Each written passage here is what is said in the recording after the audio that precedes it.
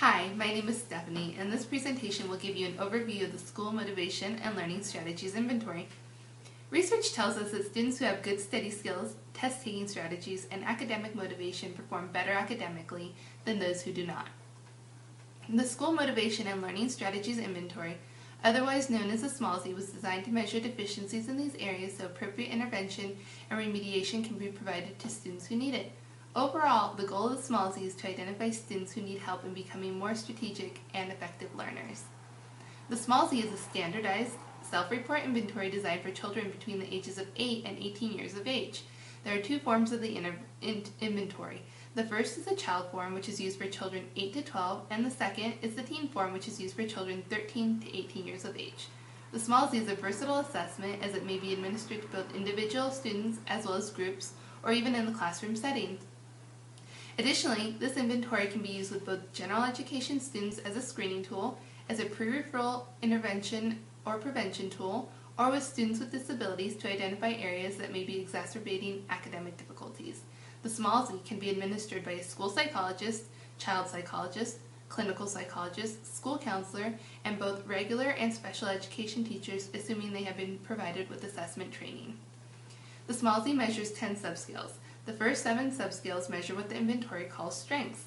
The strengths include study strategies, note-taking and listening skills, reading and comprehension strategies, writing and research skills, test-taking strategies, organizational techniques, and time management skills. The next 3 subscales are liabilities and include low academic motivation, test anxiety, as well as concentration and attention difficulties. I will now briefly review what each subscale measures. Number 1, study strategies. This subscale measures how students select important information, relate newly learned information to previously learned information, and memory strategies. A sample question from this subscale is, when studying for a test, I spend extra time on the items I think are important. Note-taking and listening skills. This subscale measures how students decide what information is important when taking notes, as well as their organization and efficiency in note-taking. A sample question from this subscale is, I write down new topics when the teacher writes them on the blackboard. Number 3, reading and comprehension strategies. This subscale measures if students use strategies such as previewing what they are reading and doing a self-check of what they have learned after they finish reading. A sample question from this subscale is, before reading something, I skim it, looking at headings and keywords. Number 4, writing and research skills. This subscale looks at how students organize topics and ideas in a variety of ways, how they organize their writing, and how they check their work for errors. A sample question from this subscale is, I read a writing assignment out loud to make sure it sounds good. Number 5, test-taking strategies. This subscale measures a student's efficiency in test-taking, strategic guessing skills, and eliminating unlikely answers. A sample question from this subscale is, I go back and check each answer before turning in a test. Number 6, organizational techniques. This subscale looks at how students organize their schoolwork and study materials, as well as how they structure their assignments. A sample question from this subscale is, I write all my daily assignments in the same place. Number 7, time management skills.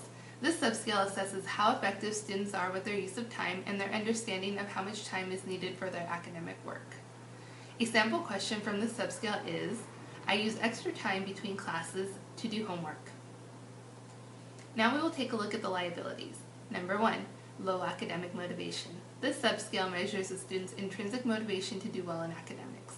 A sample question from this subscale is, I put off turning homework in as long as I can. Number 2, test anxiety. This subscale measures symptoms of test anxiety that may be affecting a student's performance. Sample question from this subscale is, I get very nervous when I take a test. Number 3, concentration and attention difficulties. This subscale looks at how the student pays attention to lessons, assignments, and avoids distractions. A sample question from this subscale is, school is boring.